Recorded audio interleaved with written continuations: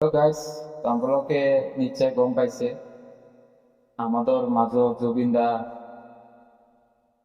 কেইদিন হল আগতে গুচি গৈছে।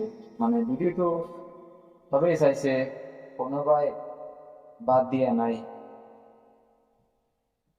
এবারতকৈ বেছিভাগ ভিডিও চাইছে, তার গান চাইছে। জুবিন দা আজি আমার মাজত নাই। জুবিন দা এনেকুৱা এজন ব্যক্তি আছিল, তাই নিজৰ ভাষাতে গান গাইছে। এইটো নহয়, তেওঁ সকলো ভাষাতে গান গাইছিল আৰু সকলো মানুহৰ মাজতেই তাই গাঁঠি আছিল। সকলো মানুহৰ ইমোচনেল আছিল। আজি বৰ বেয়া লাগিছে, কাৰণ মানুহৰ মৰিছিল, মানুহৰ মৰিবই। তাৰ কোনোবা মানুহৰ মৰিলে বেছিকে দুখ লাগে, কলিজা ভাঙি যায়।